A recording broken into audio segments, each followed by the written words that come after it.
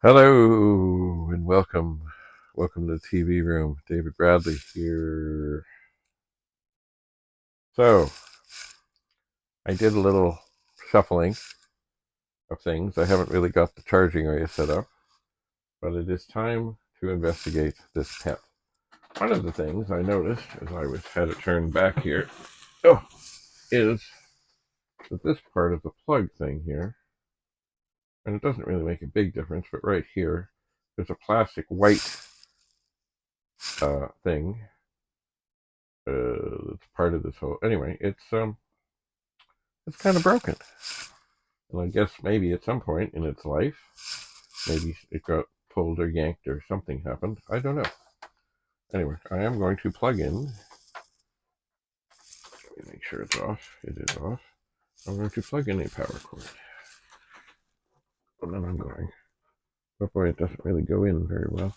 I'll have to see about fixing that. Oh, another thing I found. Look, it's a little bit. It's a Torx. Anyway, I don't want to lose it. I'll put it in one of these fine little containers here. And then I will turn this machine around and try and remind myself of what I was doing. So this is a PET 4016. It's missing a shift lock key and a shift key. And if I look inside, I will see, after putting up the thing, yes, indeed, the shift lock key. So this one actually has the diagnostic board in it at the moment. The keyboard is not attached. The power is attached. So this may be the one that I foolishly put a bad capacitor in. But everything else seems to be in there. Oh, and by the way, even though this says it's a 4016, it has been upgraded to that of a 4032, which is, of course, 32, not gigabytes or anything of that nature, not megabytes, but kilobytes. The whole machine, all of the memory that's in there, is about the equivalent of 32,000 characters. That's it. That is the way it was. But back then, it was huge. Anyway, I'm going to turn this on. At least I think I am. I didn't hear anything massive there. I suppose there is another thing that I should do. I should follow this cord and see if it is indeed plugged in, and it is not. That would certainly slow down the process. Oh, look, I found a bag. Nothing like a bag of stuff. There's a charging cube in it. That I'm going to put over here so I can go to the charging area. And here are some, what I would refer to them as Harry Potter glasses. And they actually have no prescription value at all. They do not. But there, we can all be like Harry Potter. All right, now that we have power, I'm going to turn this on.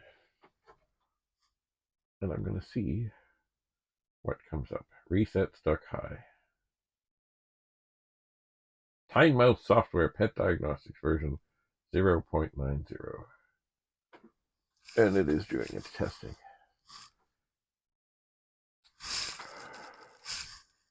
It is.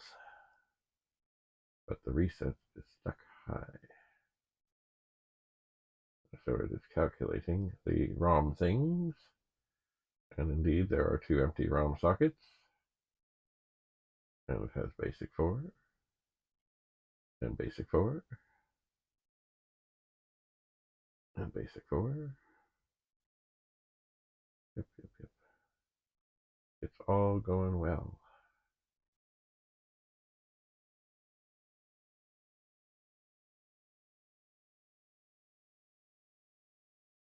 Oh, there's the Petsky table.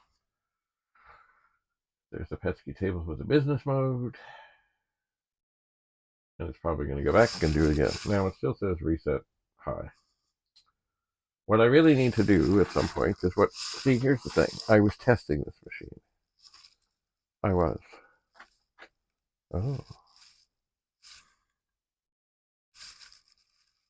somehow I think these glasses are reflecting that thing. Anyway, I was testing one of these machines, and it was doing weird things with the disk drive, which looked to me like it thought it had two disk drives connected. And anyway, if we go back and look at the video, we can see what was going on. And I foolishly put a capacitor in, or swapped a capacitor, and anyway. So I'm going to have to look back. What I really need to do is gather up a disk drive and connect it and see what's what. And it's the same with this other machine here. I had one to try and fix the other, and things did not necessarily go well. Which is why they've been sitting here for this long, and now I have to rediscover what it was I was doing. But anyway, I suppose I can put this down. Let me just see. I did put some notes in here, which is always important and always good. Oh, yeah. Keyboard troubles. Much better, but more clean. Oh, yeah. Okay. Key troubles. Oh, wait. This should be more up to date.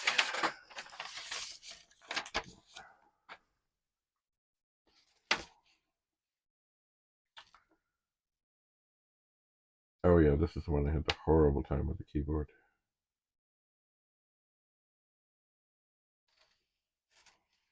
Lovely condition, has a scratch on the top. Not terrible. All right, so I can put this down.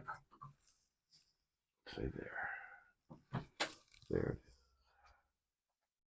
is. And indeed, a couple keys missing, but that can be fixed. I am suspecting. So I'm getting there on catching up on what it is I have to do, but I'm not there yet.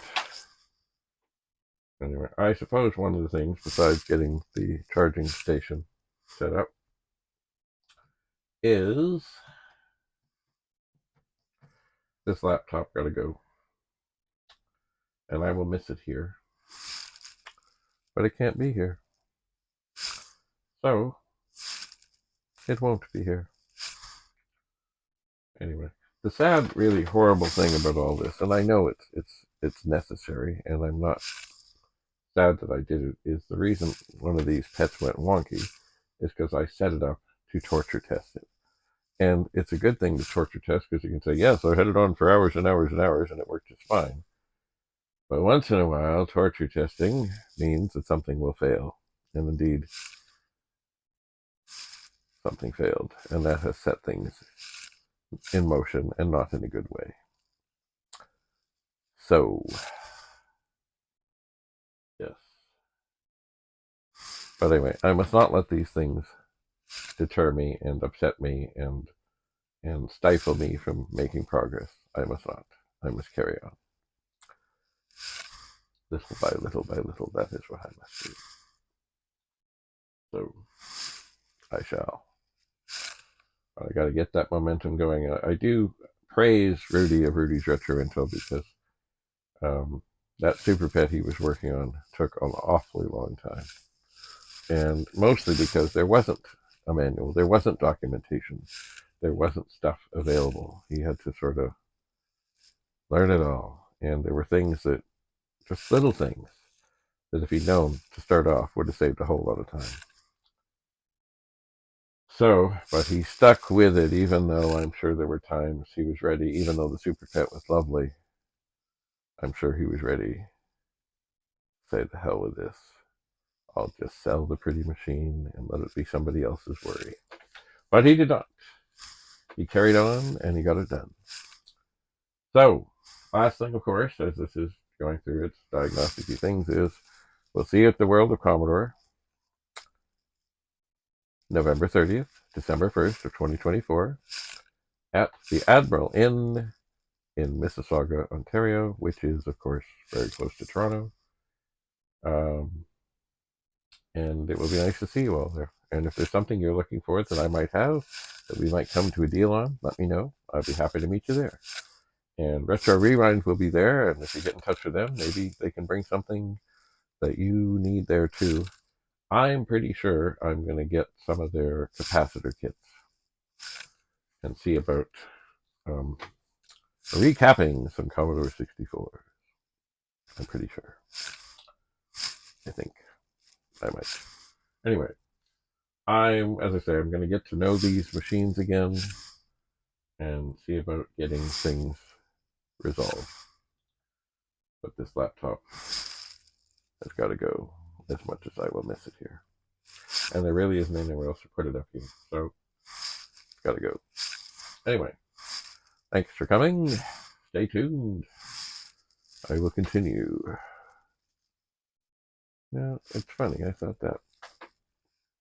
I don't know where that. That's funny, I thought maybe this reflection is coming off my shirt of the on-air sign.